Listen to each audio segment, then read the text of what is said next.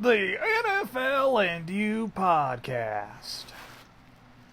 Welcome to another exciting episode of the NFLandU podcast. I'm your host, as always, Hayden Vassar, and we have a literal metric ton of stuff to get to today. We've got to talk about news. We got to talk game recaps. We got to talk game previews. We got to talk suspensions. A trade happened. So much happened over the course of week 4 in the NFL. And we learned a lot about a lot of teams in this league, and we're going to get to every single one of them. A lot of teams 2-2 right now in the NFL. Everybody's basically 2-2 right now. I think it's like 13 teams are 2-2 in the league. It's like a league full of parody. We're going to get to that in a minute, but before we get into football-related stuff, if you haven't noticed, we look a little different today. If you're not looking at the video or anything, if you haven't looked at the profile photos or anything, we look a little new. We look fresh at the NFLandU podcast. Well, there's somebody we should thank for that, and his name is Jimmy Arca, a very, very, very close friend of mine who's been listening to the podcast ever since episode 1. And has been working on this logo that you're seeing now ever since episode 2. And he sent it to me this past weekend on Saturday morning. And it is the most beautiful thing I've ever seen in my life. And it is so amazing. We look fresh. We don't look like we were drawn on a notepad at 12 o'clock in the morning like the old logo was while I was editing and needed something to put in a video. We look fresh. We look great. And I really wanted to give Jimmy thanks for that and give him a shout out. Jimmy is a tremendous artist, not just with painting and drawing, which he is tremendous at, by the way. He also makes incredible music, and I want to take a minute to plug some of that. He just released a new solo album called Milk and Punch on Bandcamp, and if you go to the description box down below, you'll see links to his Twitter and his Instagram, where you can check out more of his artwork that he's drawn, which is very beautiful. And you will also see a link to his Bandcamp page where you'll find his new album, Milk and Punch, like I just said, and a couple other albums that he's done that are also really great. And personal recommendation on Milk and Punch, track number 2, Cardboard Box, real banger, as the kids would say. A real good banger. So I just wanted to take a minute and give a big shout out to Jimmy Arca for doing this. I didn't even ask him to do it. He just did it on his own. And it is so amazing. It is honestly one of the nicest things anybody has ever done for me. So big round of applause for Jimmy. Jim Jam. He's the man. He is undoubtedly the man. And now we're going to go back to our regularly scheduled program now. New Look Podcast, coming at you live. So I want to get into news real quick. Because a lot happened on Monday. I want to start with Raiders linebacker Vontaze Burfict, who it was announced Monday that he is being suspended for the rest of the season for his hit on Jack Doyle, the Colts tight end, Sunday in the Raiders and Colts game. It wasn't just that he hit Jack Doyle, it's the fact that Vontaze Burfict has been a dirty player for years and has done things like this before. If you haven't seen what Vontaze Burfict is being suspended for, it's a flagrantly dirty hit. Jack Doyle is already on his knees, and Vontaze Burfict comes screaming in, lowers his head, and basically becomes a human missile trying to injure Jack Doyle and hits him head to head. And it's stuff that we've seen Vontaze Burfict do for years, and he's been fined and suspended for years, and that's never stopped his behavior. So the league finally said, all right, we're done with this. You're suspended for an entire year now. I want to read you this little tidbit. Vontaze Burfict has been fined and or suspended 15 times in his career for incidents like this. 15 times. Now, this is factoring in the current suspension that he has now. If the suspension holds for the rest of the year, as long as it doesn't get overturned via appeal or anything, Vontaze Burfict will have been suspended 22 games in his career for stuff like this. 22 games. you have to really think about when is enough for something like this. A guy who is going out for the sole intention of hurting another human being. Because that's what Vontaze Burfict has been doing his entire career, is stuff like this. And I honestly wouldn't be upset if the NFL came out and said, we're going to try and ban this guy for life.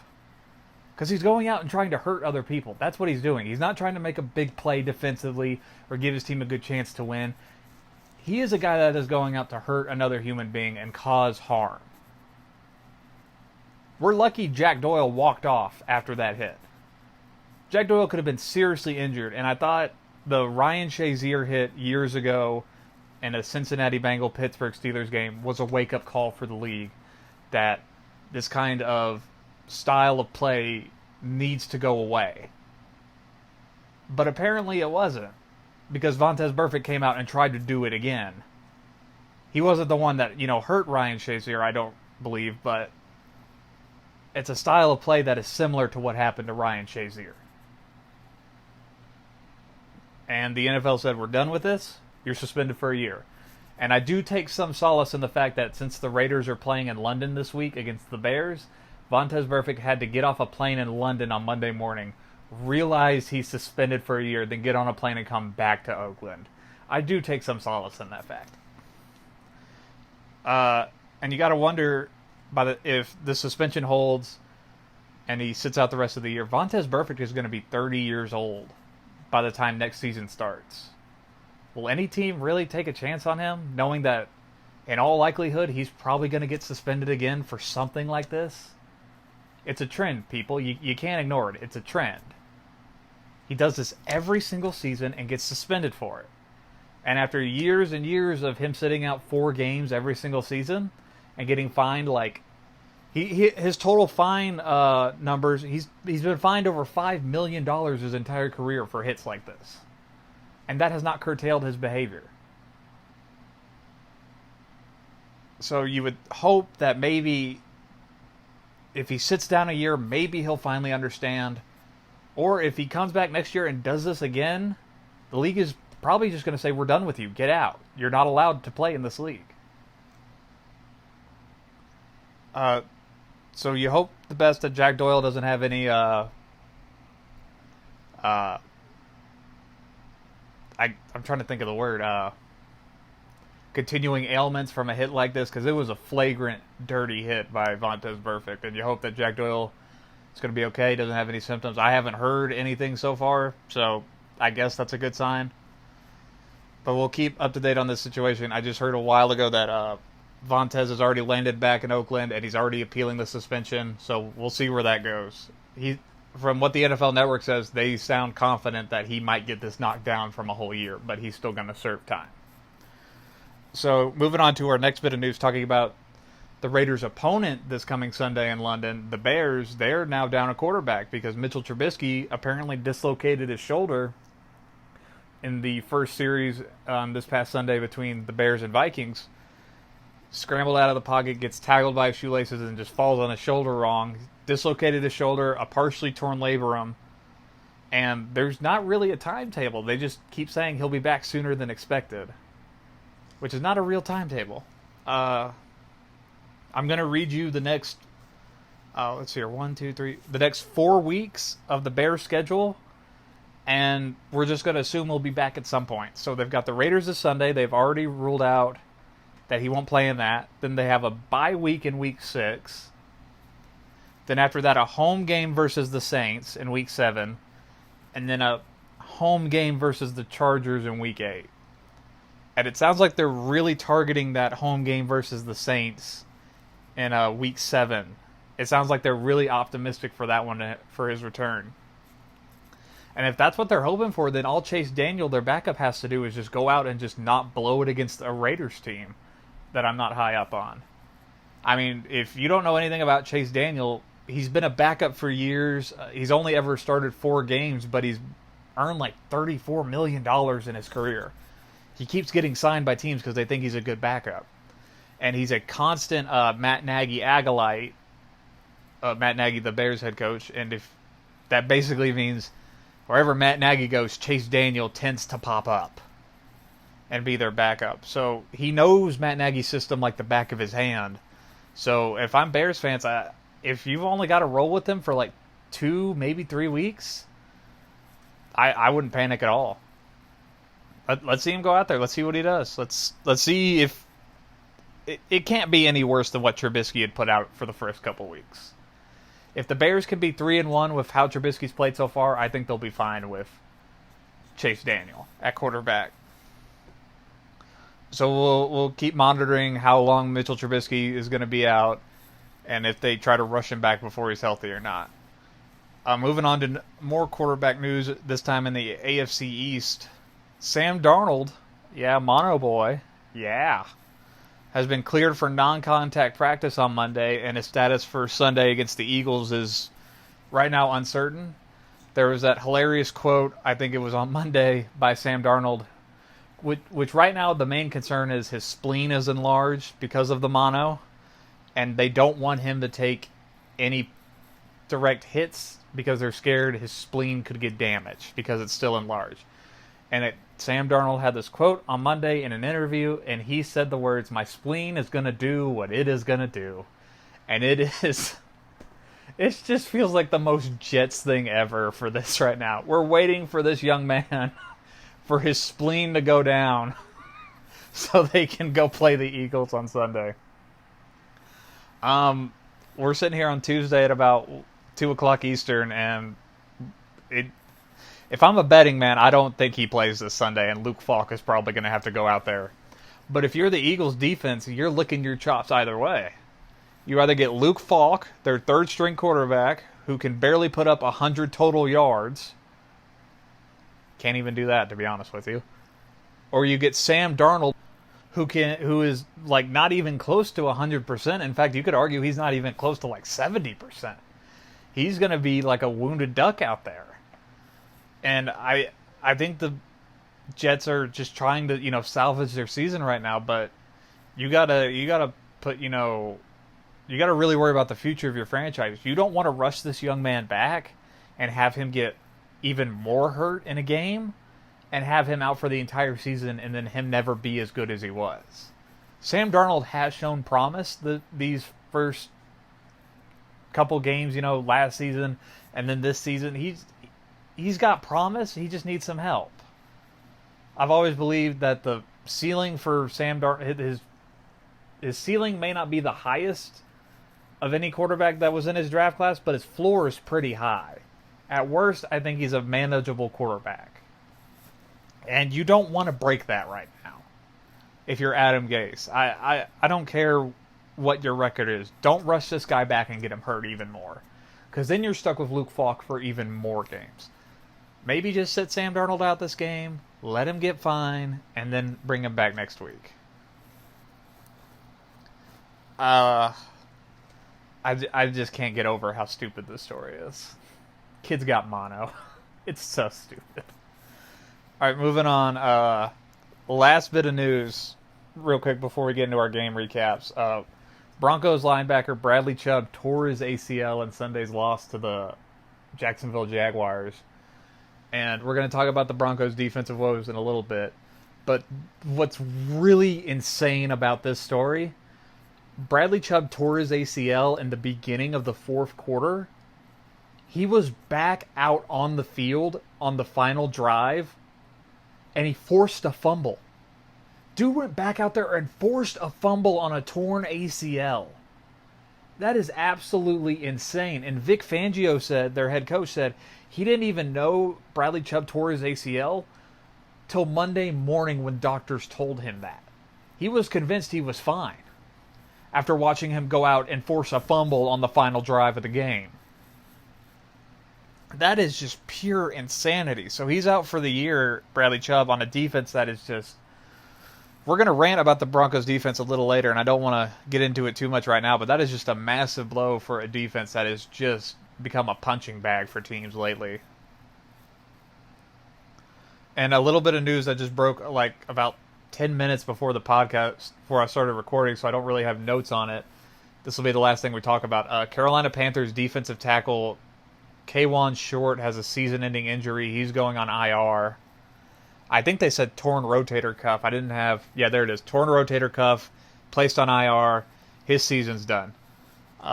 That's a big blow for a Panthers defense that is kind of leading the way in Carolina.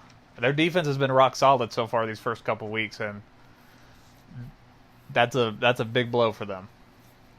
All right, so that's it for news right now. Now we're going to get into our game recaps from the weekend. We went 8-7 on picks, so just like last week, just barely above 500. But hey, winning records are winning records, y'all.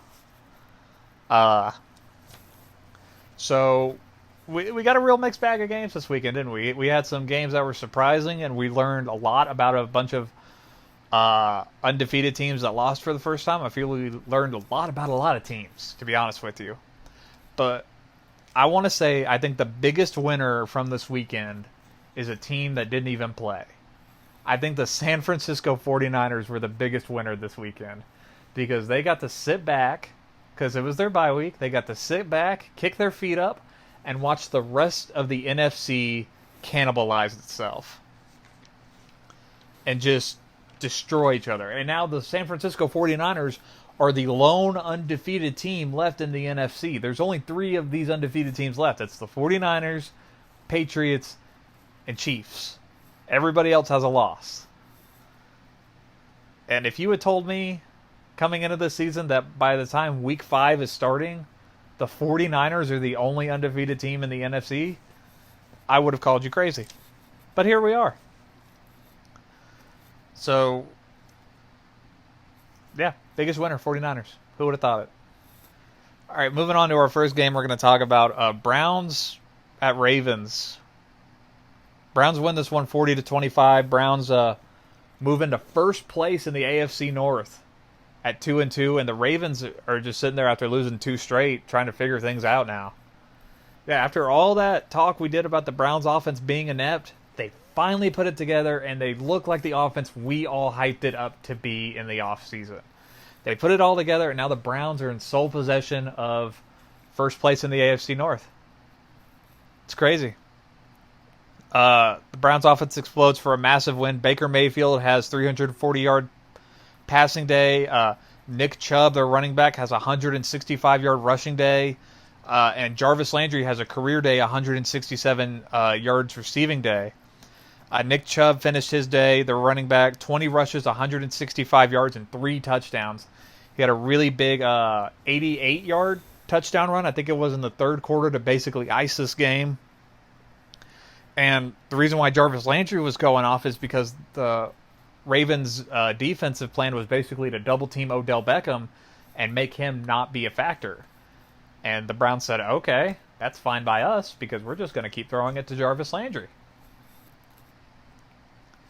And that was why people were so excited about this Browns offense. It's because, okay, you can shut down one of the best, most dynamic receivers in the entire NFL. You want to double team Odell Beckham? Go right ahead, because you know what we still have? We still have Jarvis Landry, who could be a number 1 wide receiver on most NFL teams. We still have Nick Chubb, a very good running back, who can bulldoze and rush his way and still be a good receiving threat. And when healthy, they still have a pretty good tight end in David Njoku, who is, right now out with a broken wrist.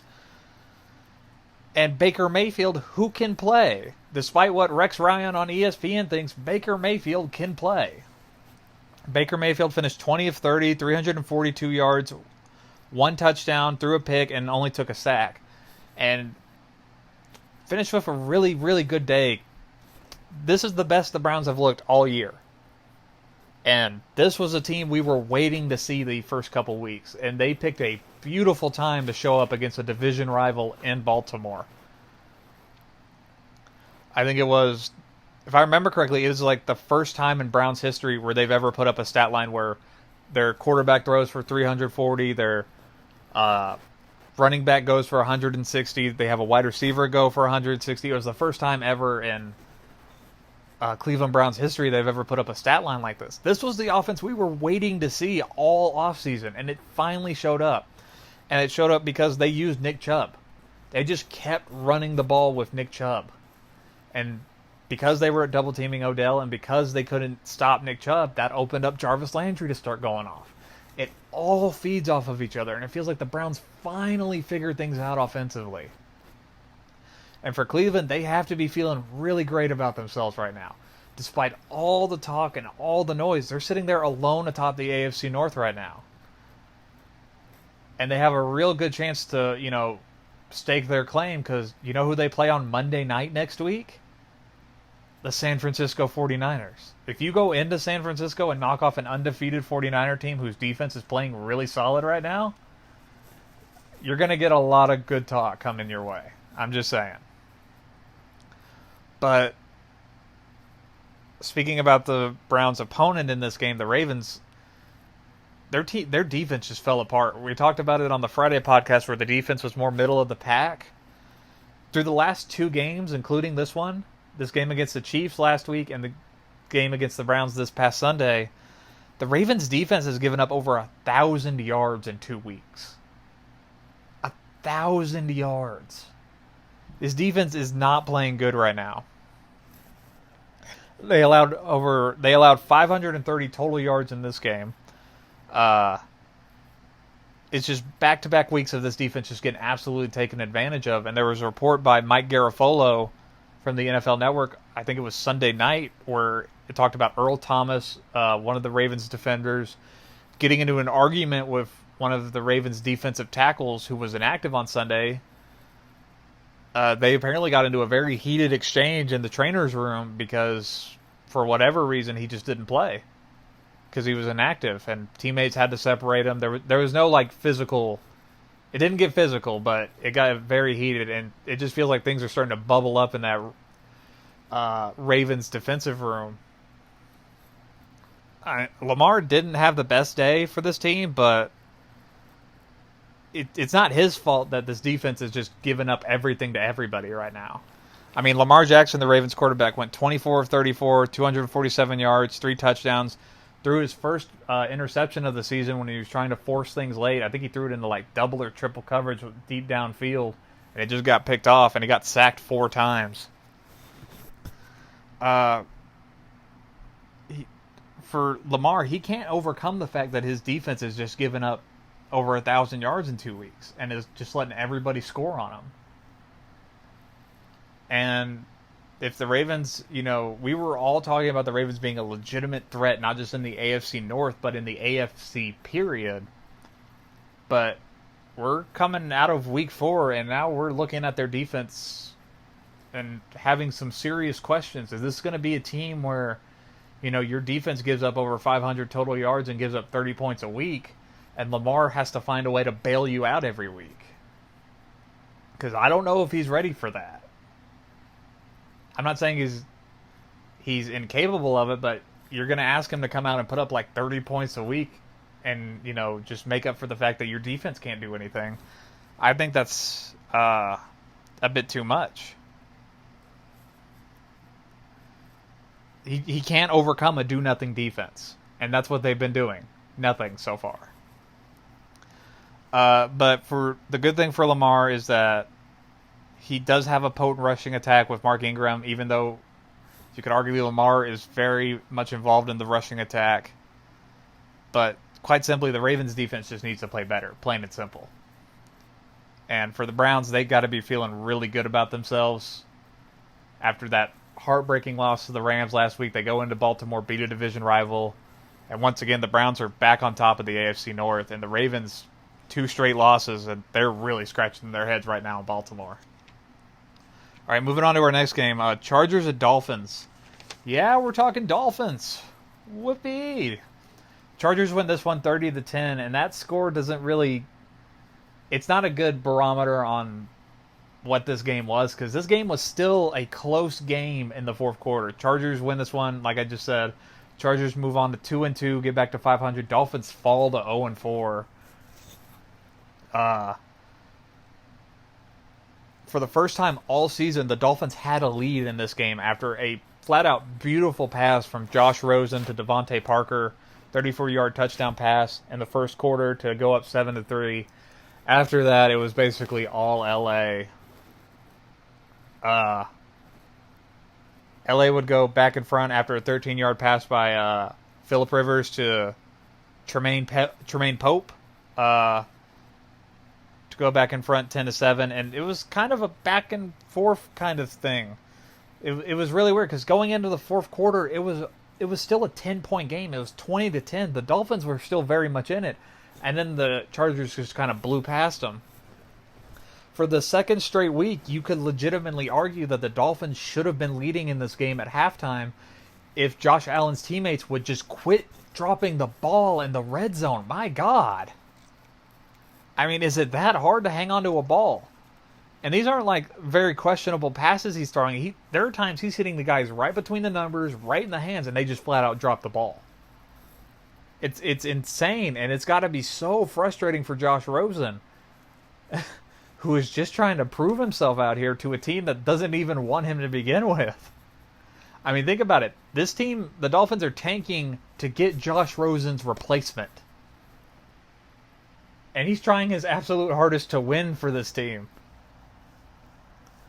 Like I said, it was still a game late in the fourth quarter, 20-10 Chargers, but then the Chargers just blew past them to open it up late. Phillip Rivers finished 24 of 30 for 310 yards, 2 touchdowns, and a sack.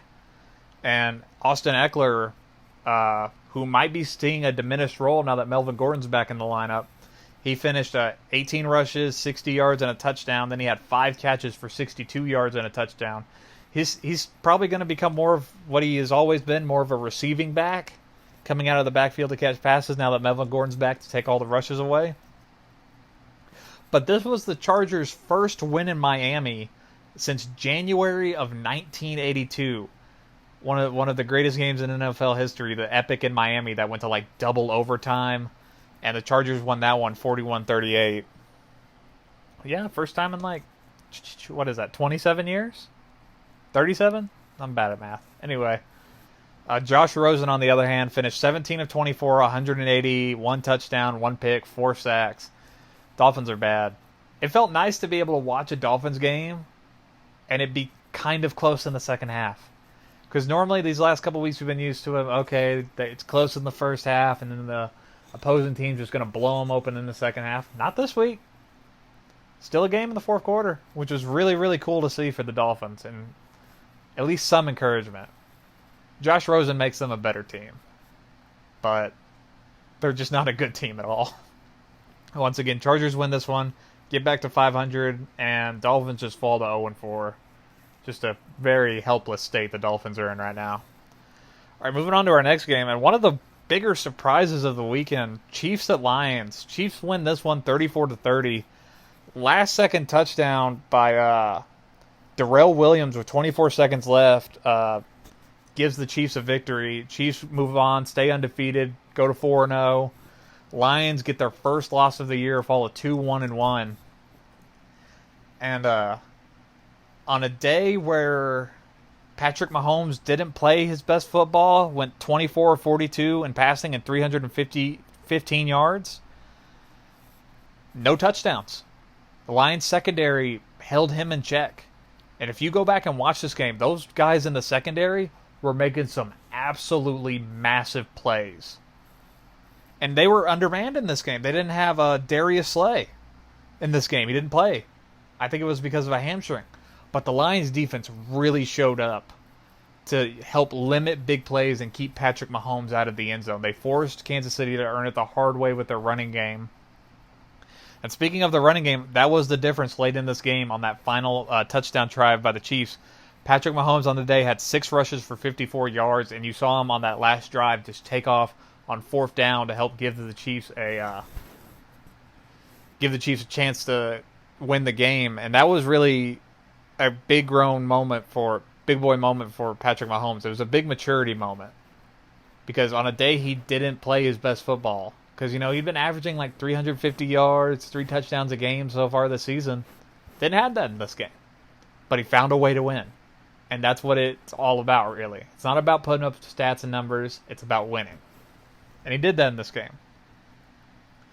But I got to tell you, I was overtly impressed with the Lions.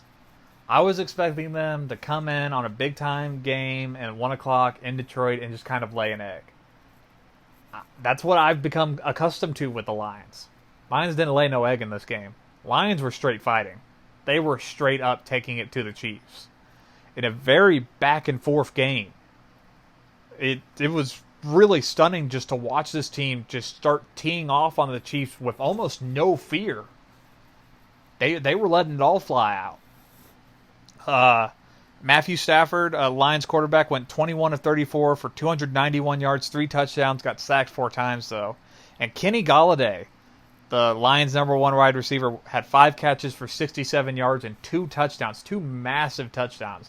Probably should have been 3 because one of them got overturned, and I don't think it should have been overturned.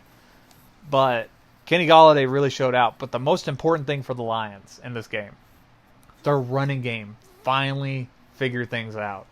We've been talking about it since the first podcast that the Lions want to be this run-first team. And in the first couple weeks, they've been trying, and it's just not been there. Well, it was there in this game. Kerryon Johnson, their running back, 26 rushes, 125 yards against a very, very suspect run defense by the Chiefs. And you know what? A suspect defense overall, to be honest with you. They were getting dominated by Matthew Stafford. Matthew Stafford and Kenny Golladay were making plays everywhere. And it wasn't just Kenny Golladay. It was Marvin Harrison, their other wide receiver. It was TJ Hawkinson, their tight end, who came back in to the offensive fold this week, caught a touchdown pass, and unfortunately had a very scary concussion in the third quarter that knocked him out. But this Lions offense is just, I'm going to be honest, it's starting to get fun to watch. This team might be fun and good. Maybe. It's still only, week 5, but, we're coming into week 5. Lions have a winning record, and they just went toe-to-toe with the Chiefs. Nobody saw that coming. Like I said, I really want to like the Lions. I just hope they don't disappoint me. And we're like halfway through October and they've lost like 3 straight and just look dead in the water. Like we all expected them to.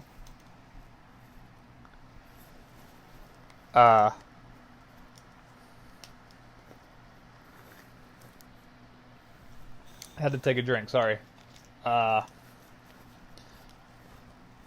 speaking about the Chiefs for another second, yeah, their offense is great, and they're going to get Tyreek Hill back in a couple weeks, and that's fantastic for them. They're going to be even scarier.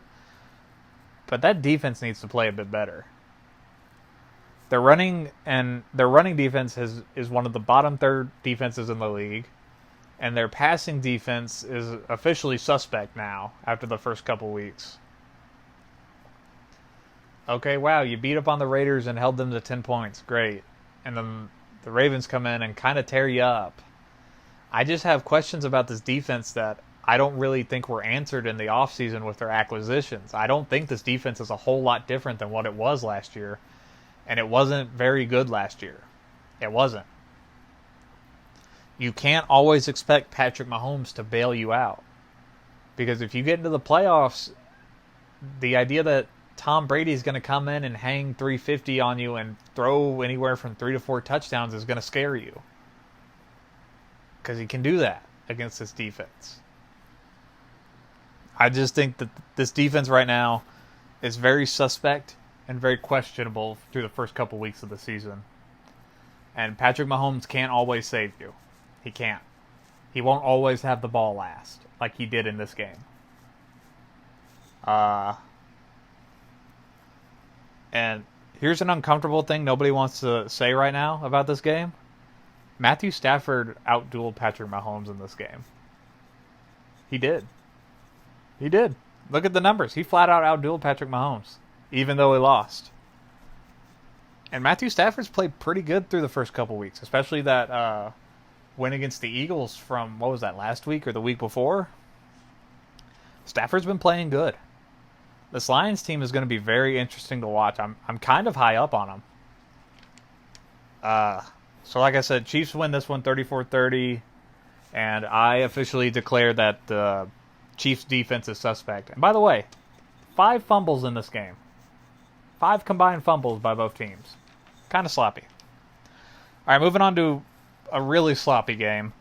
Panthers at Texans. Panthers win this one 16-10. Panthers, get this, Panthers improve to 2-2. Texans fall to 2-2. Like I said, a lot of parity in this league. It was a very sloppy, defensive-heavy game. Neither offense played really well. Let me read you the stats right here. Kyle Allen, the Panthers quarterback, went 24 of 34, 232 yards, and 3 sacks. That's his stat line. Deshaun Watson, on the other hand, went 21 of 33, 160 yards, 6 sacks. We're going to get to that in a minute. But he had 3 rushes for 12 yards and a touchdown, which was the Texans' lone touchdown on the day. Each team only scored 1 touchdown in this game. Panthers field goal kicking by Joey Sly in the fourth quarter. They kicked 2 field goals to basically put this game out of reach for the for the Panthers. But Kyle Allen, he didn't have a really good game, but he made a play late in this game that flat out made my jaw drop. So here's the scenario. Panthers are driving to get into field goal range, and they're floating right at around the 25, 30. They're floating right around there, okay?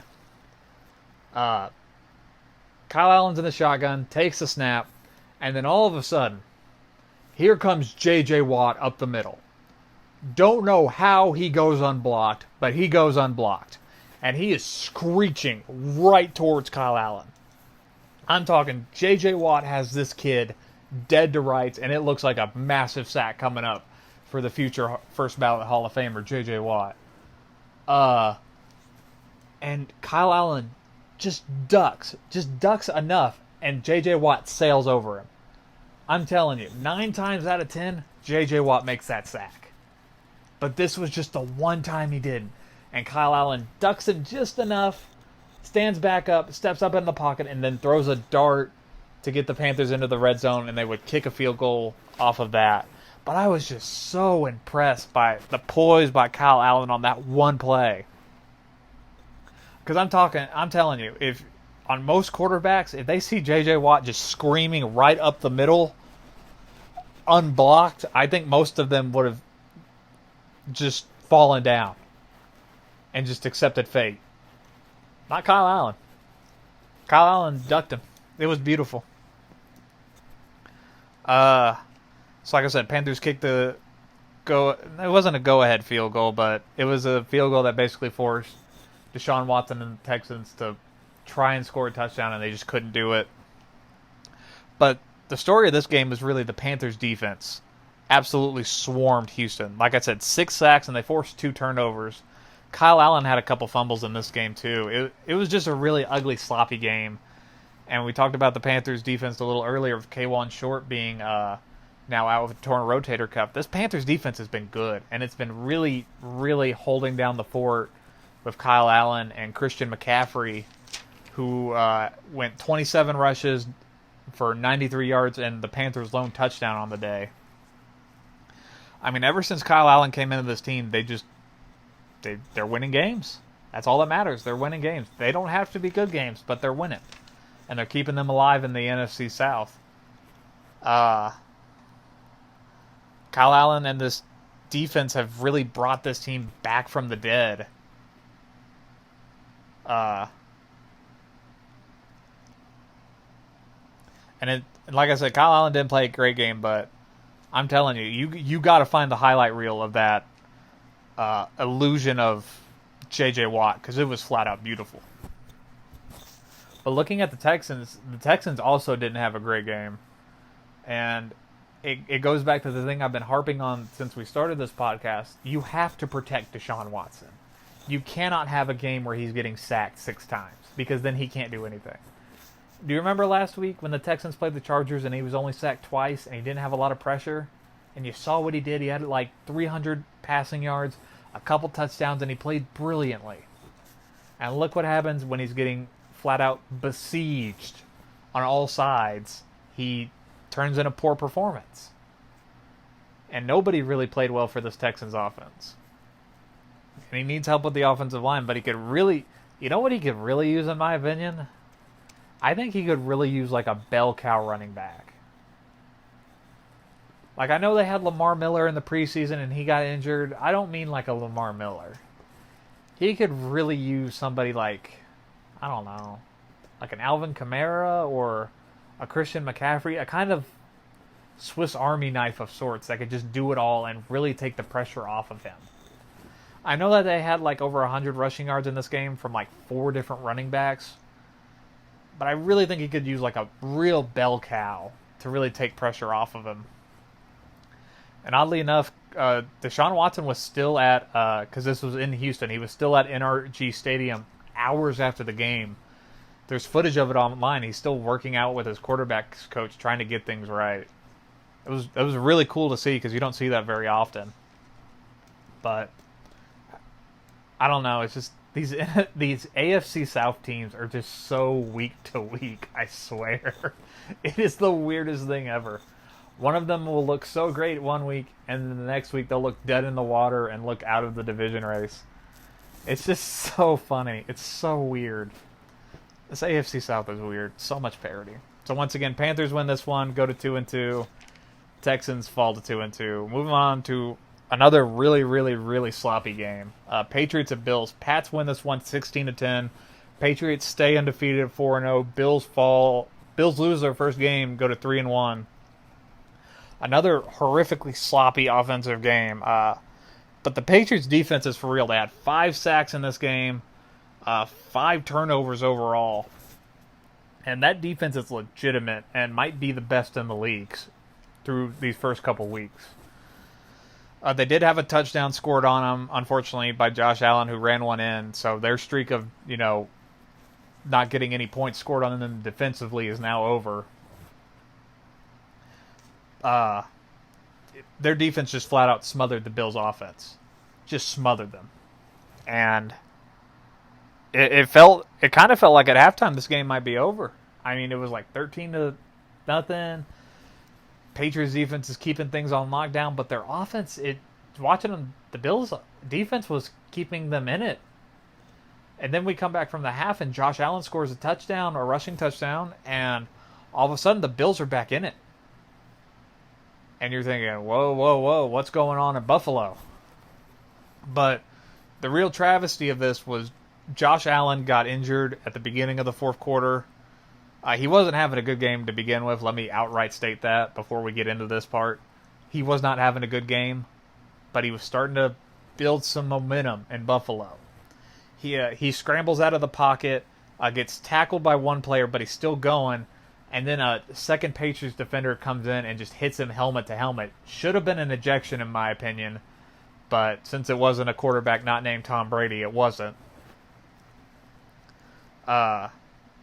I really do think it was a dirty hit.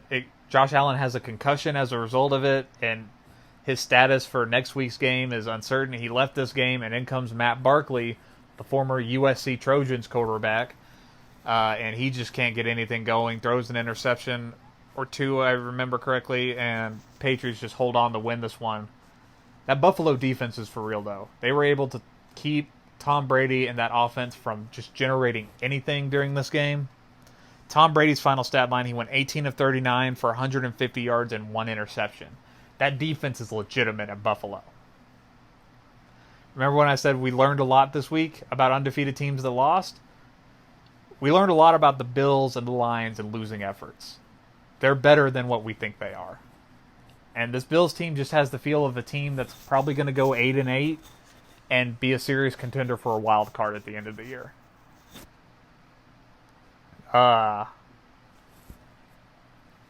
Josh Allen, before he went out, he went 13 of 28 for 150 yards, a lot like Tom Brady's stat line. 3 interceptions, 4 sacks. But in rushing, he had 5 rush attempts, 26 yards, and that rushing touchdown, but he also fumbled. Josh Allen is still turning the ball over way too much in Buffalo, and that's probably going to be their Achilles heel for this team. But on the bright side for their offense, Frank Gore, the future Hall of Famer, the ageless one, who is probably older than every listener of this podcast combined, 17 rushes and 109 yards. He was the only bright spot for a Bills offense that just struggled mightily against this defense. I think the Bills can be a serious wild card contender as long as Allen stops turning the ball over. And hopefully the concussion isn't serious and he'll be back soon. And like I said, I think it was a dirty hit by that Patriots defender. That should have been an ejection, but it wasn't because the league doesn't know what they're trying to do with safety. I don't want to spend a whole lot on this game because it's really not much to talk about other than a lot of defense and a lot of sloppy play is what this game was. But Bills are not a pushover, in my opinion. They're not. That defense is very, very good. They stopped the Patriots, who were ragdolling and destroying everything in their way offensively. The Bills stopped that. And I think they can stop others as well. All right, moving on to our next game. Raiders and Colts, another surprise this weekend. Raiders win this one 31-24. Raiders improve to 2-2. Colts fall to 2-2. Lots of parity. This game was all Raiders, especially in the first half. The Raiders scored, I think it was like 21 points in the first half by Derek Carr and that offense. They ran the ball a bunch. They had 188 rushing yards, which is really weird because they also had 189 passing yards. So you could argue it was a very balanced attack by this Raiders offense. But the real story was the Raiders defense was just able to shut down Marlon Mack in the Indianapolis running game, which forced Jacoby Brissett to basically do it all with an already undermanned offense without T.Y. Hilton. Jacoby Brissett, he went 24 of 46 for 265 yards. He threw 3 touchdowns, but the most important thing is he threw an interception that went back for a touchdown. So here's the situation.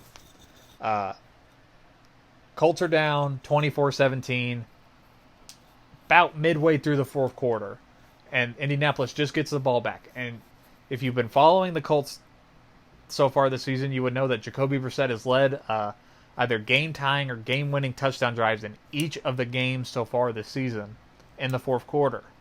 So you're thinking, oh boy, here we go again. Let's see him do it for a 4th straight week. So Jacoby hikes the ball in a shotgun, drops back. His first play of this drive, immediately throws an interception, gets run back for a touchdown, and it basically iced the game. Jacoby threw it to, who was it, Eric Harris of the Raiders for a 30-yard interception return. It was the Raiders' first interception that they've had all season. And then Raiders go up 31-17, and you're thinking, okay, that's game, basically. Indy gets the ball back. Jacoby gets them in position to try and win the game. He throws a 48-yard touchdown pass to Eric Ebron, their tight end, who had been quiet all day. And it pulls them within 7, but it was just too little too late for this Colts team. And the Raiders walk out of Indianapolis with their first win since 2001. This Colts offense just looked flat out lethargic today. Their running game was a no-show, and they didn't have T.Y. Hilton in this game, and that really showed. Their passing offense was not there. And you would hope that he can come back very quickly to really help this team out. Like I said, the Colts offense was just flat out lethargic. But speaking to their opponent, the Raiders, I don't know what the Raiders are. Their offense and defense has just been so week to week throughout the season. Because think about what the Raiders have shown you so far this season. Week 1, they had a very impressive performance against a winless Denver team. Okay, good for you. Then they get the brakes beaten off of them by the Chiefs in week 2. Get horrifically blown out, score only 10 points. Then last week, they get horrifically blown out and score, only like 7 points against the Vikings? And then now suddenly they go to Indy and their defense plays great and their offense finally shows up for the first time in 2 weeks. They're just too week to week for me to buy into. Especially now that they're going to London to play the guy that they traded away in Khalil Mack, who has already said, this is the game I've been most looking forward to this season. He's probably going to try and kill Derek Carr. And Derek Carr, he didn't play great in this game. He didn't play great, but he didn't play awful either. I don't want to give that intention. He did okay. He went 21-31 for 189 yards, 2 touchdowns, and 1 sack. That was good. Yeah, managed it. But like I said, the Raiders really just ran the ball a bunch, which I think is what John Gruden wants to do, I think. I think he wants to be one of them old-school smash-mouth teams. We'll see if it can work. I don't have a high opinion on that. But the one thing I do know about the Raiders offense is that their wide receiver, I think he's a rookie, Tyrell Williams, he's for real. He's caught a touchdown in each of their games so far this season. 4 straight games with a touchdown catch. Very consistent player that Tyrell Williams is. I just don't know about the Raiders. They just seem so week to week to me. And then watch them go to London and get blown out and lose by 30 to the Bears. And then we'll be right back where we started with this team. I just don't know with them. But once again, Raiders win this one 31-24. Both teams are 2-2. Moving on to our next game, and we're going to talk a fair bit about this one. Giants, Washington football team at the New York Giants. Giants win this one 24-3. Giants improved to 2-2 and are undefeated since Daniel Jones took over. Washington falls to 0-4 on the season. And things are just bad in our nation's capital right now for this team. This game was all New York Giants from the get-go. Case Keenum started in this game. He did not last very long. He played horrifically bad, threw an interception early, was overthrowing guys by a very wide margin down the field. I'm talking guys were flat out open down the field, and Case Keenum was just overthrowing them. And he gets yanked in the second quarter, and in comes the rookie, Dwayne Haskins. We talked about it on Friday that a lot of people were calling for it. And it was just like Jay Gruden said, this kid is not ready to play. And it showed. Dwayne Haskins finished the game. He went 9 of 17 for 107 yards, 3 interceptions, and 2 sacks. The Giants are one of the worst defenses in the league, and they made this kid look silly. And I like Dwayne Haskins. I'm not trying to pile on him right now, but you got to remember, he only started, 14 games in college at Ohio State? He still has a lot to learn and to grow on. This kid is not ready. And I really don't know what Jay Gruden was trying to do there. What was he just trying to prove a point that, look, I told you this kid wasn't ready and here's the proof? Just throw him to the wolves and basically break his entire confidence? Or did the owner call down to the sideline and say, you need to put Dwayne Haskins in? Because honestly, I could see both of those things happening, and neither one would surprise me about this Washington team. But like I said, the Giants' defense had a field day. They had 4 total interceptions and only allowed 199 total yards in this game. So a defense that has been just getting beat up by everybody did the beating up today in this game. And it just looked very bad for Washington this entire game. Washington is not in a good place. They're 0-4, and guess who's coming to town next weekend? It's the New England Patriots. Oh, sweet Jesus. And you got to wonder what they're doing with the quarterback for Washington. Do you throw the rookie out there? Dwayne Haskins? I don't think you should. But at this point, I don't think you can put Case Keenum back out there. So what's your only option? You throw in the second-string quarterback who just got healthy, Colt McCoy, and just pray that it's not a 50-point loss. I think that's the only thing you can do. Jay Gruden was non-committal on who's going to start for this team on Monday, when he spoke to the media. And I personally think there's a reason why he was non-committal, because I don't think Jay Gruden knows if he's still going to be the head coach of this team come Sunday. We didn't talk about it on Friday's podcast because the report of this story came out late Friday night, but the Washington Post reported late Friday night that if Jay Gruden, the Washington head coach, loses this game, there's a very strong likelihood he could be fired because of it. Well, the Washington football team lost this game in very, very convincing fashion. And Jay Gruden is still the head coach as of, 2:30, almost 3 o'clock Eastern time right now? Maybe he stays on for a couple more weeks. But we talked about it the first podcast we did on this show that I thought Jay Gruden's probably going to get fired halfway through the season. And it feels like it's very much trending towards that. And maybe a 40-point loss by the Patriots will be the final death nail. I don't think Jay Gruden is a horrifically bad head coach. I don't think he's a bad head coach at all. He's got a losing record of 10 games below 500 as a head coach for Washington. I just think that front office and ownership has been arguably one of the worst for the better part of a decade plus in the NFL. Ever since they broke RG3 in the playoff game, and what was that, 2012? I think that was the moment that Washington became one of the worst franchises in the league. It's been downhill ever since that, in my honest opinion.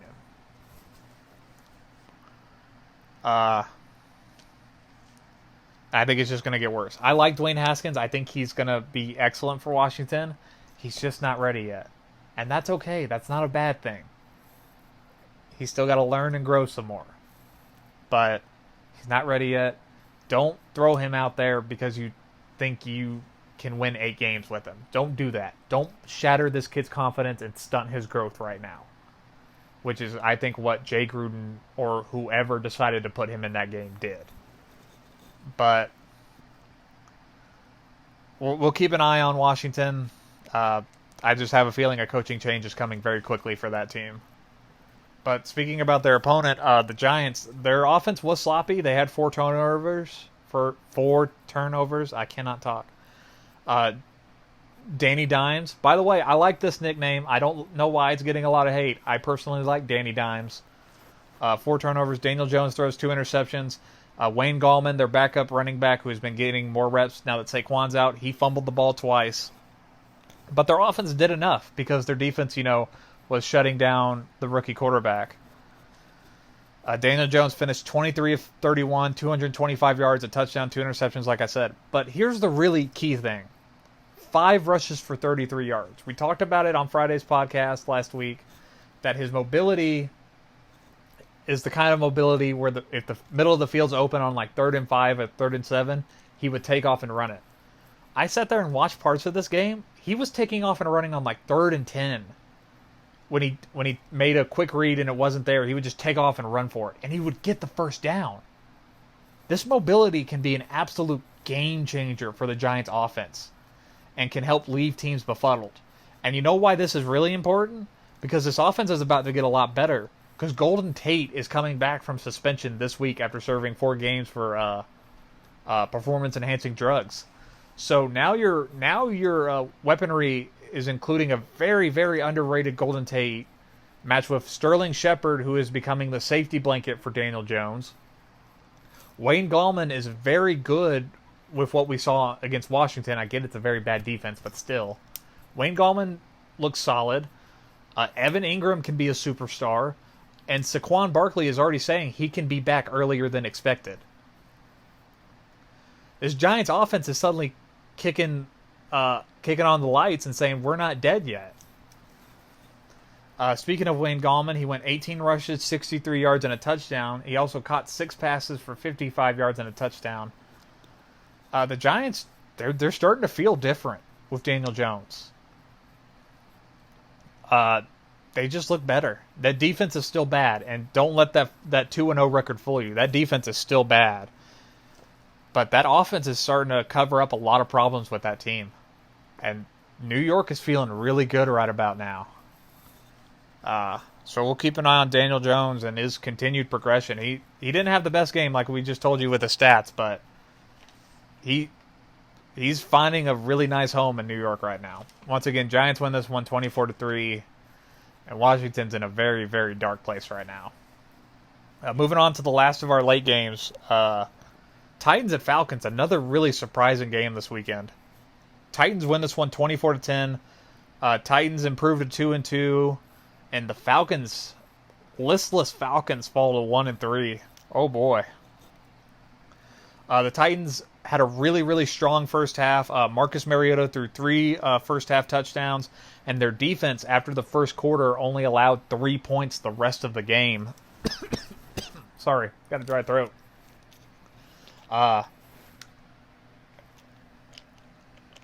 The Titans team just came into Atlanta and just flat out bullied the Falcons.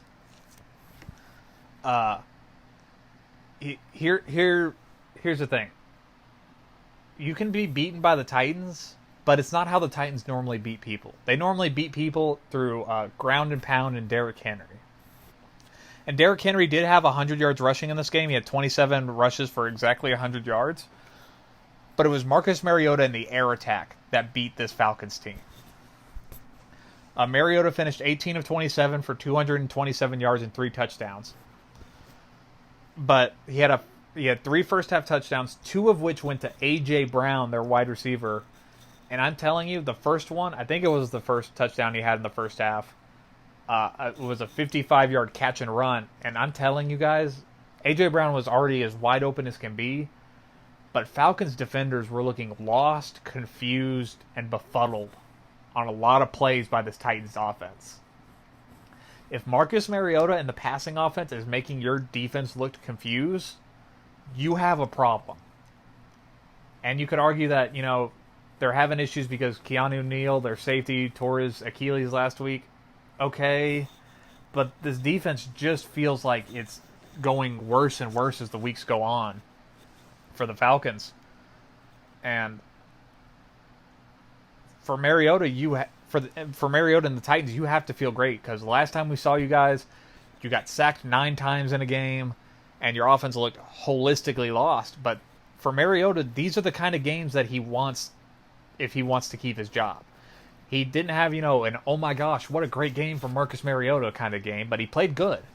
These are the kind of games that you string together to get yourself a new contract. And then A.J. Brown, their wide receiver, we just mentioned, had 3 catches, 94 yards, and 2 touchdowns. Sorry about that. But that Titans defense is scary good. And even in that loss to Jacksonville last week, they still looked impressive.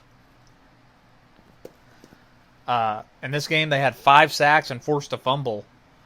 That defense is good. But for the Falcons, they're just in a dark place right now. In a division where there's 2 backup quarterbacks for manning their teams right now, the Falcons are like the worst team in their division right now. They just look lost. Their offense isn't figuring things out with new offensive coordinator Derek Cutter. And their defense, who is being coached by Dan Quinn. Dan Quinn, their head coach, is calling the plays on defense right now, and things are not working on defense. A lot is going wrong for this Falcons team.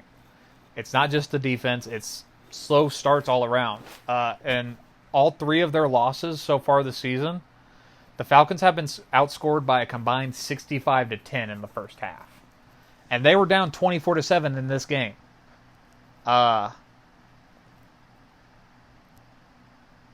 It's a lot. There's a lot wrong with this Falcons team right now. And like I just said, in a division where there's 2 backup quarterbacks on teams that are winning games, the Falcons just seem so lost on both sides of the ball right now. Matt Ryan finished his day 35 of 53 for 397 yards and 5 sacks. That's his stat line.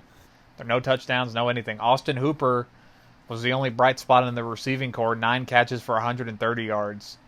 And for the Falcons team, you got to wonder, Dan Quinn's job is not safe right now. If this team, fumbles their way into a 6-10 or 7-9 finish, I wouldn't be stunned if Dan Quinn gets fired from this team. Because, he took all the onus on him. That's why he got rid of most of the coordinators and took back play calling on defense. And, if it comes out another sour finish this season, he could very much be gone in Atlanta. But a little bit of news to maybe help out their defense. On Monday, Falcons made a trade with the Eagles. Falcons send linebacker Duke Riley and a 6th-round 2020 pick to the Eagles for safety Jonathan Cyprin and a 2020 7th-round pick. So you're going to assume Jonathan Cyprin's going to be seeing a lot of starting time for the Falcons because they never really found a replacement for Keanu Neal this past week in free agency. But like I said, you allowed the Tennessee Titans, another listless team in the AFC South, to come into your building and basically bully you in front of your hometown fans. It's not a good look. And like I said, another AFC South team just being week to week. Last week they looked terrible. This week they look great. Who knows what they'll be next week. But for the Titans offense, this is what you want. Marcus Mariota didn't get sacked once in this game, and he played good, and Derrick Henry was great in complementary pieces. And the good news for that Tennessee Titans offensive line, Taylor Lewan Their starting left tackle is going to come back from suspension, and that's going to really help out that offensive line that has had some issues so far this season. Once again, Titans win this one 24-10. And moving on to the first of our late games, and in my opinion, game of the weekend, Bucks at Rams. Buccaneers win this one 55-40. Buccaneers improved to 2-2. Rams take their first loss on the year, fall to 3-1. Buccaneers set a franchise record for points scored in a game, and it was the third highest points that the Rams have given up defensively in franchise history. Oh my gosh, what a crazy game this one, because Tampa Bay jumps out to this massive early lead. It was like 21-0 in the first half, if I remember correctly. And then here come the Rams just starting to claw their way back into this one, and it's a game in the fourth quarter. And the Bucks have a slight lead on the Rams with a couple minutes left, and Jared Goff snaps the ball, drops back in the pocket, and then here comes future NFL Defensive Player of the Year, Shaquille Barrett, hits Goff, causes a fumble. Ndamukong Suh, former Ram, who played on the Rams last year, picks up the fumble, runs as hard as he's run his entire NFL career, and scores a touchdown on that play. And basically ices the game for the Bucks. Shaquille Barrett has 9 sacks on the year, forced a fumble in this game. He is an absolute game wrecker right now for the Tampa Bay defense. And the entire NFC and NFL in general should be taking note that Shaquille Barrett is out to basically take the soul of your offensive line and quarterback. Bucks jumped out to the early 21-0 lead thanks to some very costly Jared Goff turnovers in this game. Let's see, how many times he turned the ball over? It was like 4. Yeah, Jared Goff had 4 turnovers in this game, 3 interceptions, and then the last fumble in the game. And it was just a really weird game when you try to describe it. Here, I'm going to read you Jared Goff's stat line, and let that be an indication of how weird this game was. Jared Goff had 45 out of 68 passes completed, out of 68. 517 yards, 2 touchdowns, 3 interceptions, and 2 sacks. That's his stat line. Set career highs in yards and attempts. Robert Woods, the Rams wide receiver, had 13 catches, 164 yards. Cooper Kupp, 9 catches, 121 yards, and a touchdown. You think of all this scoring, you'd think it would be, they're scoring in every quarter. Not really. The Buccaneers scored a touchdown in the first quarter, and those were the only points scored. Then both teams scored double-digit points in the second quarter. Then I think it was like the Buccaneers kicked a field goal in the third quarter, and those were the only points.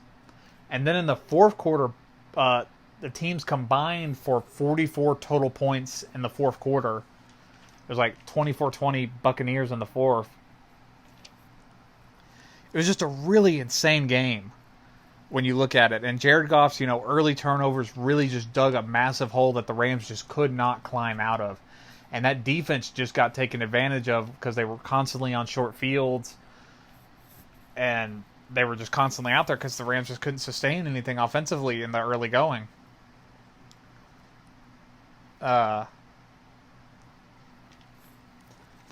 This was a trap game.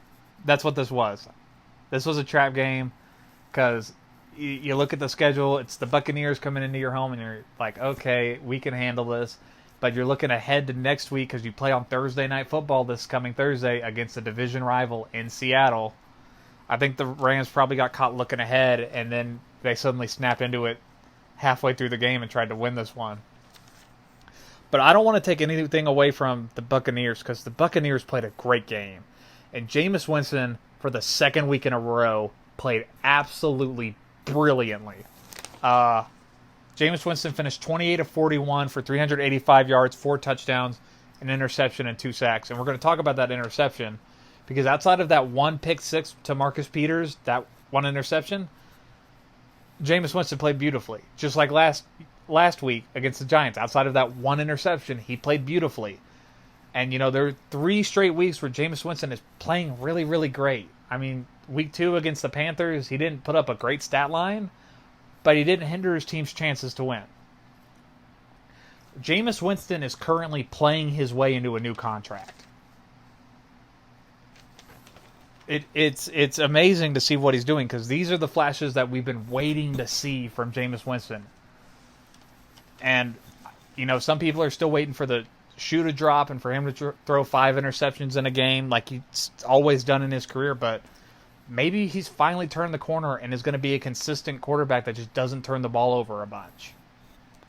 Maybe he is. Maybe Bruce Arians, their head coach, finally cracked the code for Jameis Winston. Another highlight for the Buccaneers, Chris Godwin went off in this game. 12 catches, 172 yards, and 2 touchdowns. I think it was a career high in yardage for Chris Godwin. But yeah, I'm really impressed with how Jameis Winston has played these last 2 weeks. And you want to see how much of this is sustainable. Because I doubt, he's going to throw for 4 touchdowns and 350 yards every week. I really, really, really doubt that. But it'll be interesting to see if he can try it. But the Buccaneers have looked good since week 1. Week 1, they get blown out by the 49ers. And since then, they've strung together some wins. And they probably should have won last week against the Giants. But they've looked good since week 1. But I want to end this recap for this game on a very odd note. Not odd, but it's just a very odd coincidence. If you didn't hear, Jason Light, the Buccaneers general manager, his father passed away Saturday night. His father was a massive Nebraska Cornhusker fan. So Jason Light flew back to Nebraska to be with his family early Sunday and wasn't at LA for the game. And did you know who Jason Light's father, who his favorite player was at Nebraska? It was Ndamukong Suh, the same guy who scored the touchdown to basically ice this game. It's such a weird coincidence. And then in the locker room after the game, they called Jason Light via FaceTime to present him with the game ball. Very touching moment for a guy who's probably going through a lot right now. So prayers up for his family, but just a very odd coincidence in the grand scheme of things. All right, moving on to our next game. Seahawks at Cardinals. Seahawks win this one 27-10. This was basically all Seattle throughout this game. Seattle improves to 2-2. Cardinals fall to 0-3-1 and are still winless. It was basically all Seattle from the word go, and that was evident in the first quarter when Kyler Murray throws an interception to Jadeveon Clowney. He runs it all the way back for like a 27-yard touchdown. It was all Seattle. I don't want to spend too much time on this game because we're going to talk about the Rams and Seahawks later. But the Seattle run game finally figured things out. Chris Carson had 22 rushes for 104 yards. Russell Wilson played well. He had 22 of 28 for 240 yards, a touchdown. Got sacked 4 times, though. And tight ends continue to be an issue for the Arizona defense, like we talked about on Friday. Will Dissly, the starting tight end, had 7 catches, 57 yards, and a touchdown for Seattle. A second straight week where the Arizona offense just feels like it's kind of regressed. Just a horrific day all around for this offense. Kyler Murray went 22 of 32 for 241 yards, an interception, got sacked 4 times. And the running back Johnson, 11 rushes for 40 yards, but he had 8 catches for 99 yards. That Cardinals defense is bad, and it's going to be bad the whole year, but their offense just can't figure anything out right now. I don't want to spend a ton of time on this game, and that's why we're probably just going to wrap it up here quickly, but basically Arizona's not in a good place. They played horrifically. Really not a whole lot to talk about from this game. Just a nice little win, a divisional win for the Seahawks, getting ready for Thursday night against the Rams. I want to get to this next game, because I want to talk about a bunch of the games we have left. Jags at Broncos, the next one up. Jags win this one 26-24. Jags improved to 2-2. Broncos still winless at 0-4. Jags win this one on a 33-yard field goal, 33-yard field goal as time expires by Josh Lambo, their field goal kicker, former FC Dallas, the Major League Soccer team, goalkeeper, if I remember correctly. And I was sitting there watching this game, and I was ready to praise the Broncos defense. They had finally got some sacks in this game, and they were leading at halftime, and I was getting ready to praise them, and I thought if they could just stop this last drive by the Jags to win it, I would praise them in this podcast. And they just couldn't do it. They had a 17-3 lead in the first half, and then the Jaguars scored 20 unanswered points to win the game. It's just unreal by this Broncos defense, who feels like they just cannot catch a break. I mean, my God, what does it take? Their pass rush finally showed up, though. They finally got sacks. Good for them. They got 5 sacks in this game. They really were getting after Gardner Minshew. But the horrific part about this defense, they allowed Jacksonville to score 20 points in the second half. Broncos got outscored 20-7 in the second half in this game. But you felt in the first half, it was all Broncos. The Broncos scored the most first half points they had all season at 17. Their defense was getting after Gardner Minshew. It was before Leonard Fournette had really taken off. I think he'd only had like 60 to 70 rushing yards at the first half. So they were kind of keeping him contained. And it just felt like the Broncos were finally going to get their win. And then the wheels fell off the bus in the second half. It was a tale of two halves, and it was all Jags in the second half. Leonard Fournette, funny enough, had 29 rushes for 225 rushing yards. Gardner Minshew didn't have the greatest day, but he finished 19 of 33 for 213, 2 touchdowns and 5 sacks, most of that in the second half. And there was that, I think it was in the third quarter when Minshew is in the pocket in the red zone, and he's looking. He doesn't know where he's going to go with the ball. He held the ball for almost 8 total seconds. Really not a good look on that Broncos pass rush. And he's eluding pressure, and he fires it into the end zone for, I think, Armstrong for a touchdown. And it really reminded me of Johnny Manziel in college at A&M watching that. It was just a very, very surreal moment for a Jags offense that was dead in the first half but suddenly came alive.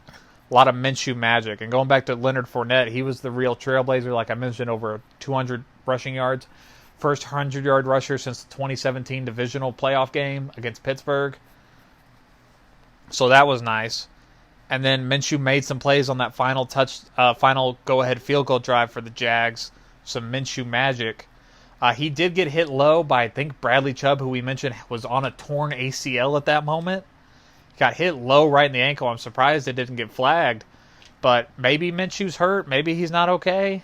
Because he came up limping. It was a very, very noticeable limp. So we'll keep a track on that. But I want to mention something about Joe Flacco. Because this game, the ending of this game was very reminiscent of the Broncos-Bears game from Week 2. Where Joe Flacco scores a go-ahead touchdown. Just like he did in this game. He threw a go-ahead touchdown with 1:24 left to Courtland Sutton. And then the Broncos defense just chokes it away.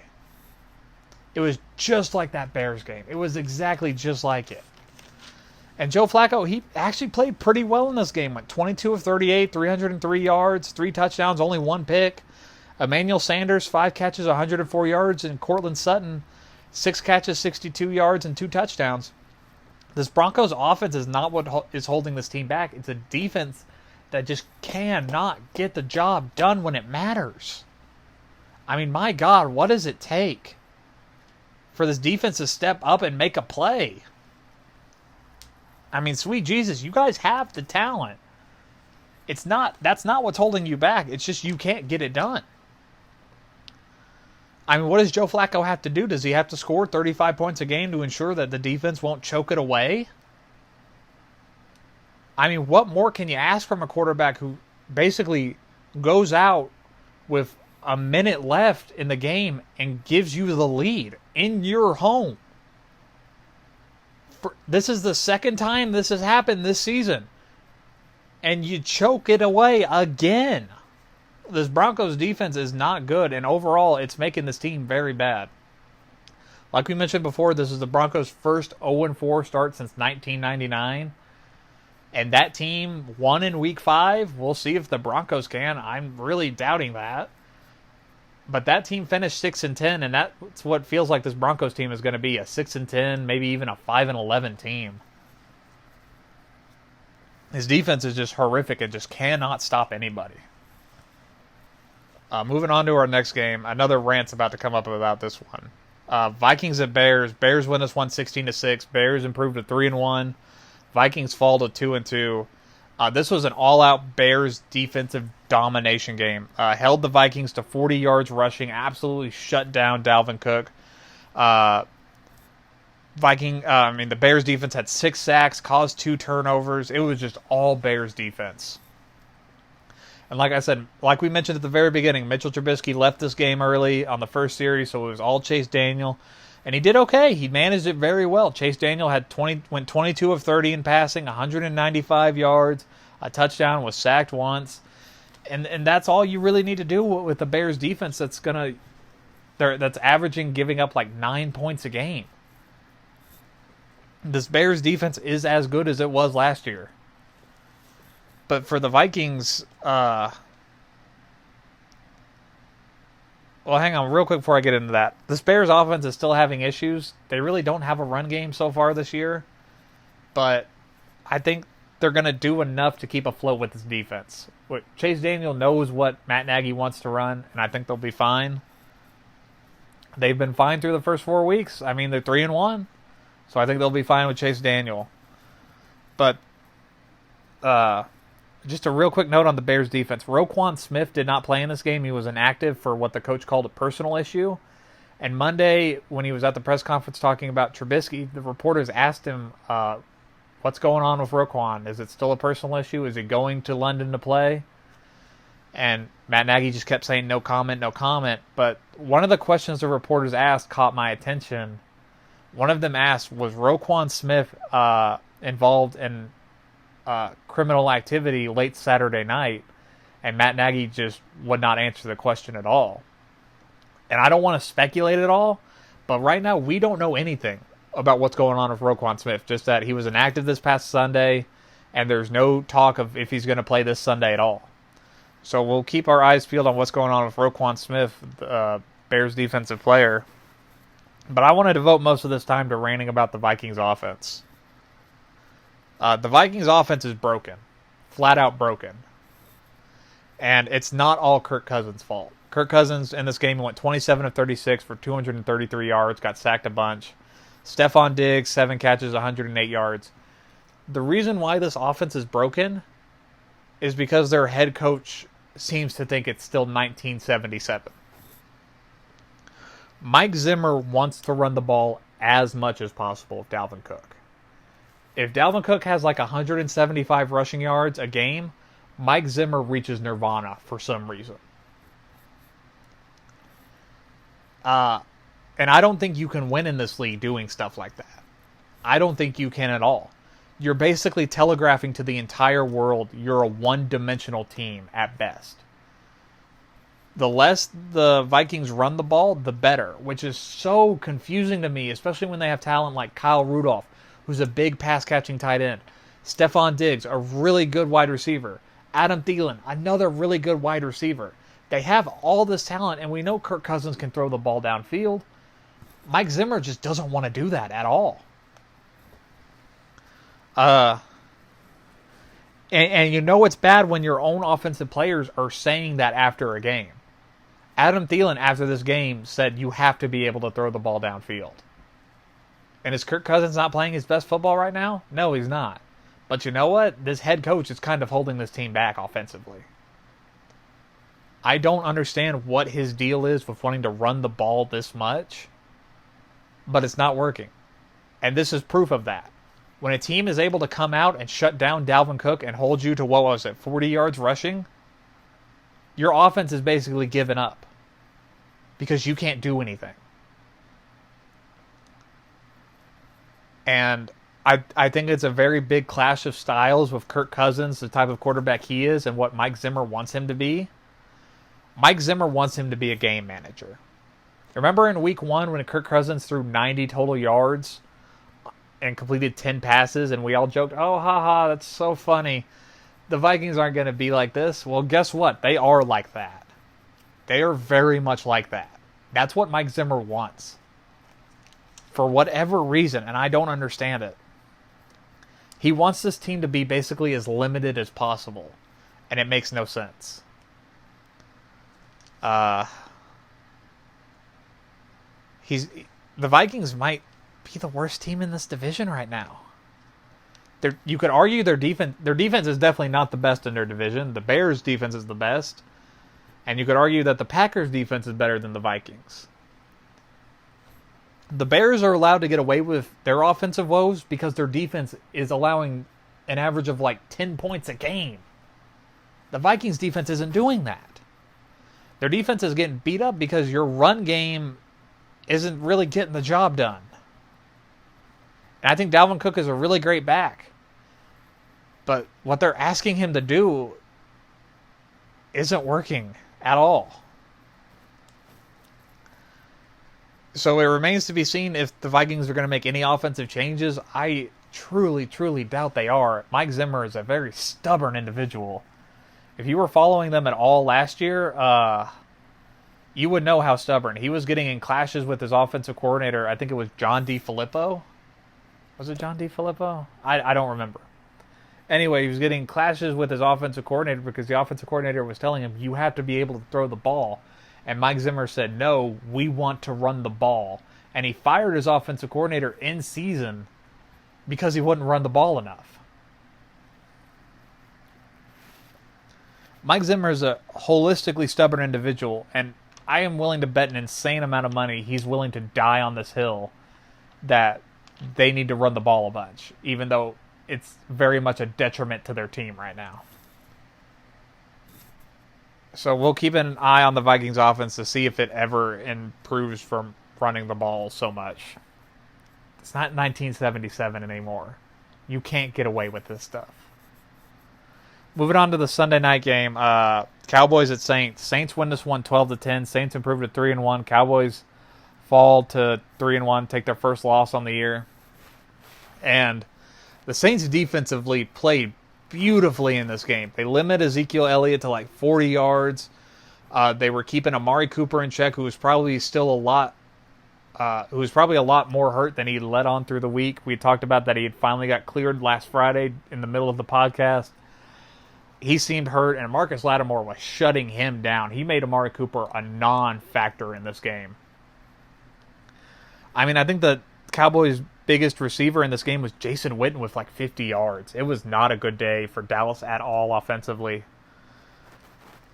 But the Saints kicked 4 field goals, and that's enough to outlast Dallas in a very defensive-heavy matchup. It was very reminiscent of their game last year when the Cowboys won 10-9, but the shoe's on the other foot now, and now it's 12-10 Saints. And Teddy Bridgewater does just enough to get this team over the hump. Went 23 of 30, 193 yards. Threw an interception that really wasn't his fault. Got tipped and then picked off. But 5 sacks, especially that last one by Jalen Smith, was almost a total killer for the Saints. Almost derailed their entire momentum. Where Teddy scrambles like 15 yards back and then takes a sack. But he really hooked up with Michael Thomas in this game. 9 catches for 95 yards. And if you're a New Orleans fan, you got to be feeling great right now. When Drew Brees got hurt, I said on this podcast that I could realistically see the Saints going 4-2 over the 6 games he's supposed to be out. And I said those 2 losses were to Seattle and Dallas. Well, for 2 weeks in, and the Saints are undefeated with Teddy Bridgewater. They beat Seattle, and then they beat Dallas. This defense is playing really great. Alvin Kamara is playing really great. Michael Thomas is playing really great. And Teddy Bridgewater is doing just enough. Sean Payton is coaching one heck of a team right now in New Orleans. And you can praise the New Orleans defense all you want, and they deserve it. Especially, by the way, the cojones to call a blitz on a Hail Mary. I respect that. On that last Hail Mary attempt by Dak Prescott, they called a blitz. And it got to Prescott, and he threw the ball before he was ready, and the ball ends up getting intercepted. And it was way before any Cowboys receiver got anywhere near the ball. The cojones to call a blitz on a Hail Mary. I love that. I really do love that. Speaking of Dak Prescott, he went 22 of 33, 223 yards. That interception I just mentioned, it got sacked once.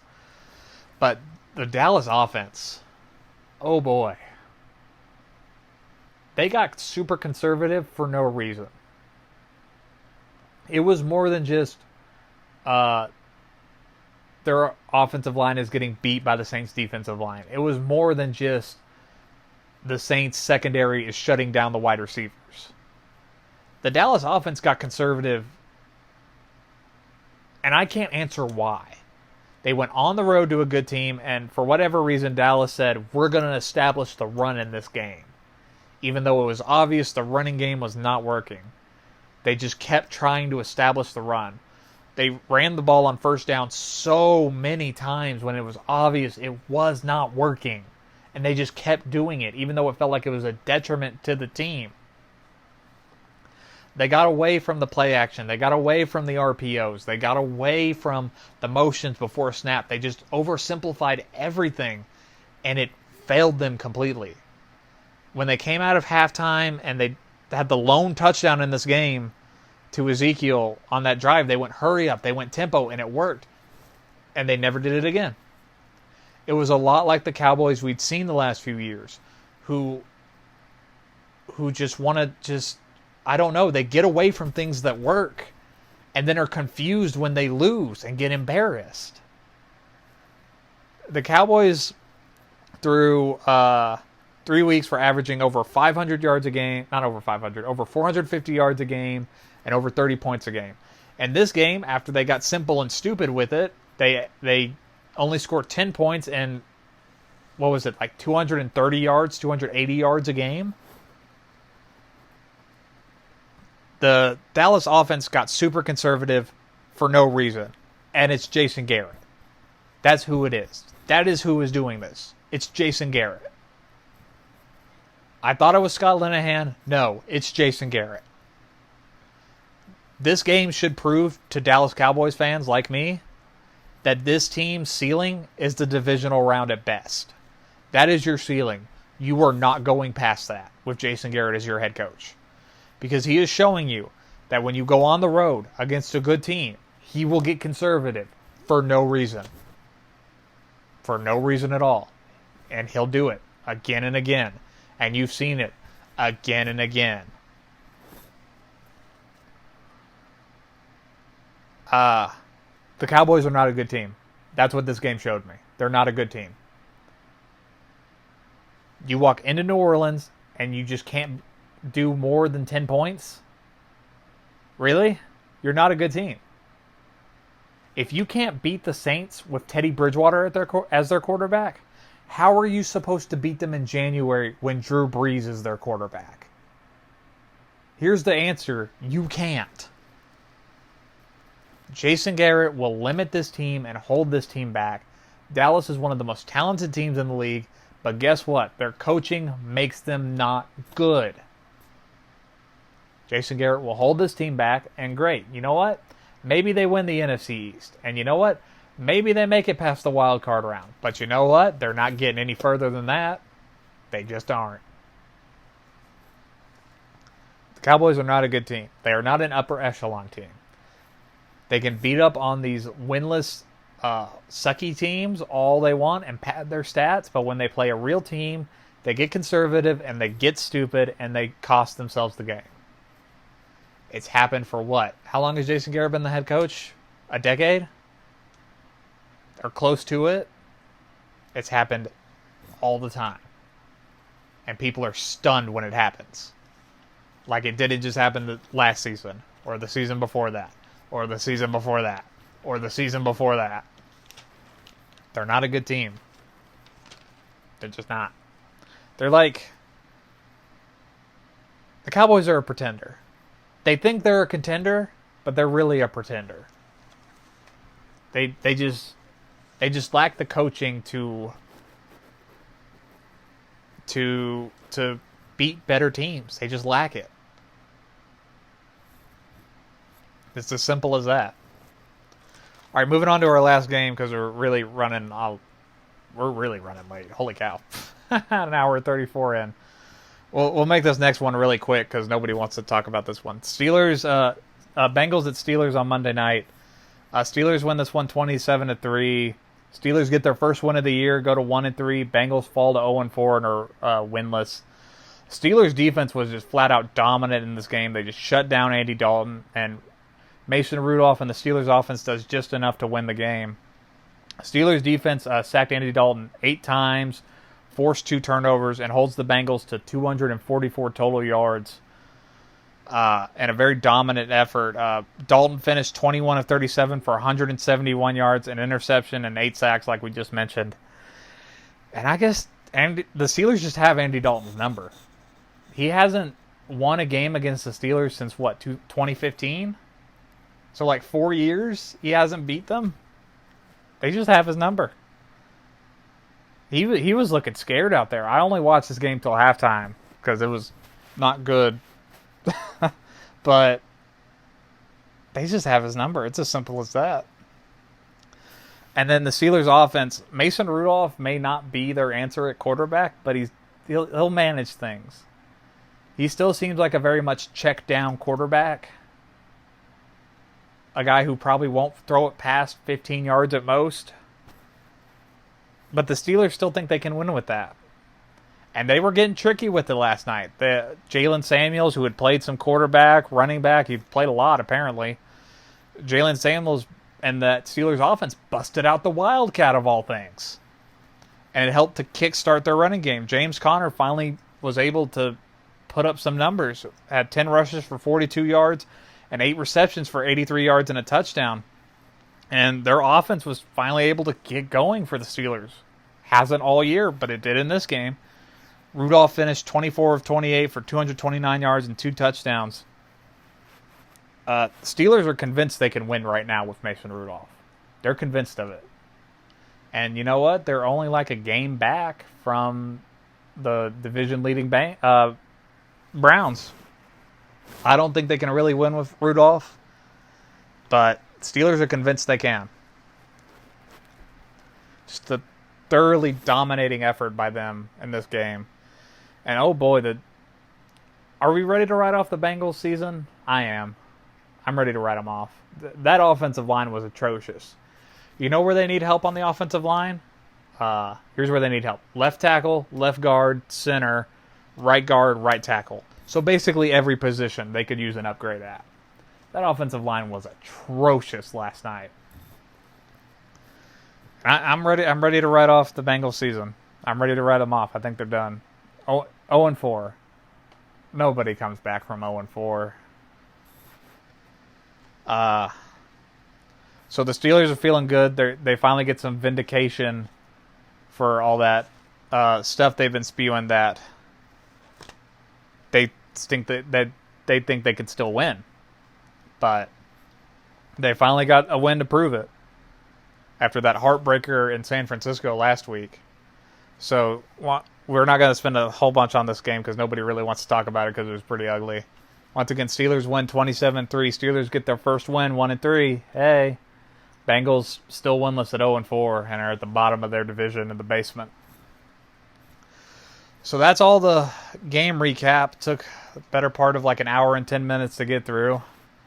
Then we're going to do the Thursday night football preview real quick. Rams and Seahawks. I didn't want to talk too much about either team because I wanted to save it for this. So for this game, Seahawks pass defense has kind of been middle of the pack. I think they're ranked like 17th overall in pass defense so far this season. And we know the Rams passing offense is good. I mean, they just put up 500 yards in their pass game this weekend against the Bucks. But the question is, are the Rams going to be the Rams this week? Because to be honest with you, the Rams have been in a funk since the Super Bowl. Ever since New England started kicking them around the field in the first quarter, the Rams have been in a funk. And I don't understand it. Jared Goff has not looked good this season.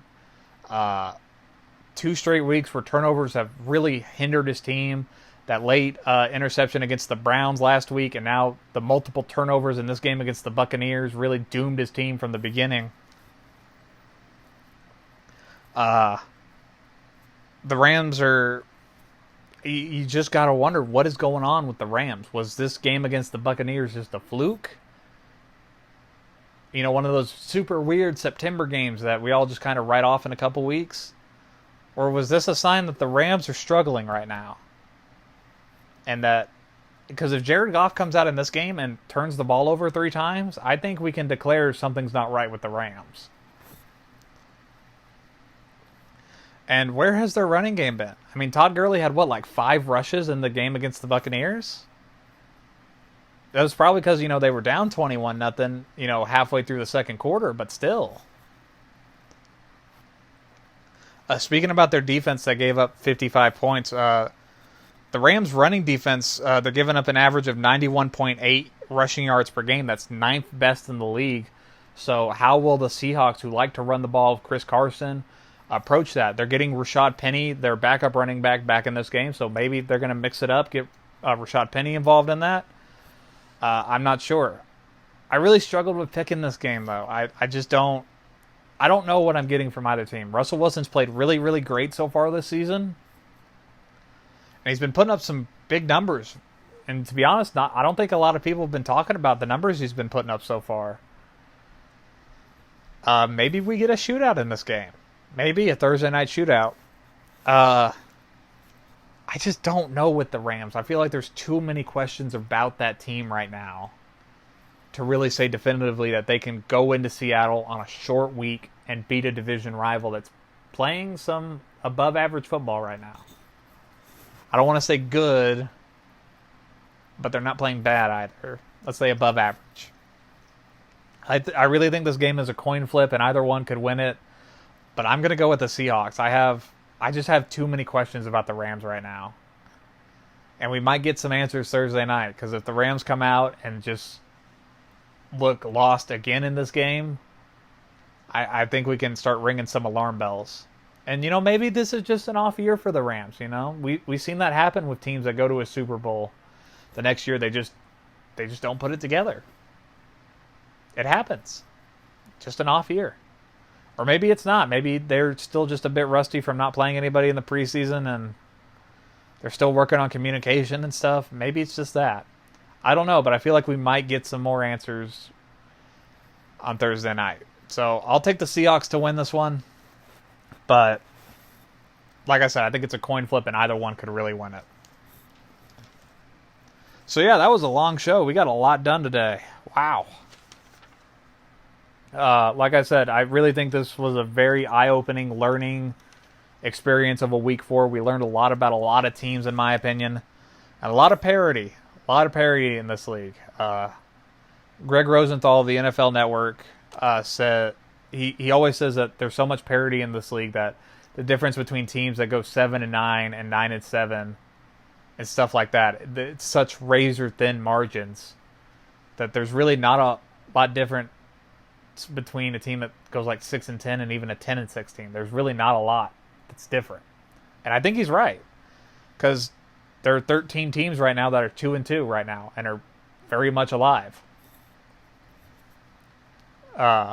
So that's it for today's show. Next time we talk, it'll be Friday. The preview show for the rest of Week 5. We'll recap the Thursday night game that we just previewed with the Rams and Seahawks, and then we'll do any news that's happened since then, and we'll preview the rest of Week 5. Oh, man, my throat is gone, and I can't talk. Oh, man. Once again, I want to plug Jimmy's stuff real quick if I can flip through my notes. I'm going to link all of his stuff in the description box down below. Please check it out, because he did all of this out of the kindness of his own heart. New Look podcast and everything. So once again, please go check out his solo album, Milk and Punch, on Bandcamp. Link is in the description. And give him a follow on Twitter and social media, because he's got some really great artwork that he posts on there every now and then. Once again, thank you, Jimmy, for all this stuff. I know you're out there listening, and thank you all for stopping by. See you Friday. Bye.